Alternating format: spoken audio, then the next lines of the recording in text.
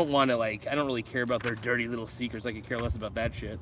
But I am curious because I think that on my channel, I'm trying to teach everybody to act more like a bank and not do what the bank tells you to do, but do what the bank does with your money. And I think that's the one thing that people don't realize is that it's not talked about enough that you can do, for the most part, what banks do.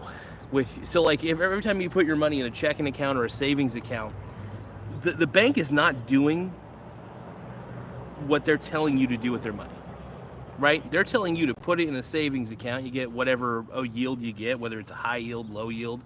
Technically, though, they don't actually keep up with inflation. So, I mean, if you want a high yield savings account, you know, just if you don't know what to do with the money at the moment, maybe you're saving it for a bear market, maybe you're just like, I just want to get a yield. Personally, for me, I just get bond ETFs, so that's about it. Because they usually have pretty high, decent yields, and do they grow? But, you know, being in front of a place like Morgan Stanley is kind of inspiring to a degree, because we live in an age now where a schmuck like me can invest just like a bank.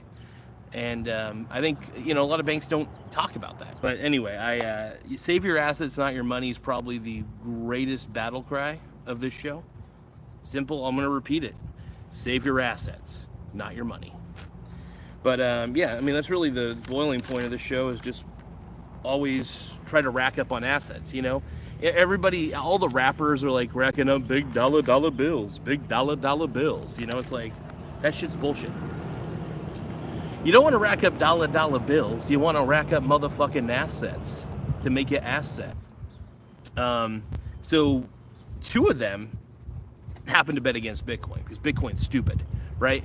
Anything that is pro Bitcoin, I bet against it completely. It is the biggest Ponzi scheme that you could ever imagine. Bitcoin has 0 intrinsic value, and when I say 0, I'm gonna put a fat motherfucking 0 on there, right? And it's just pointless. It's garbage, and it's you know, I'd love to say that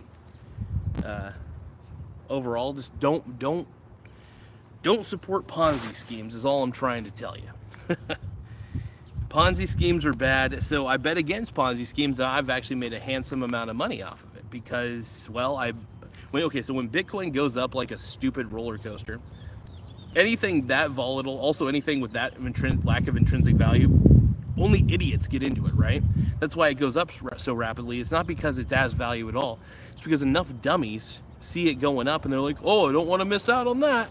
And then what happens is, once it becomes overvalued enough, that's when goes down.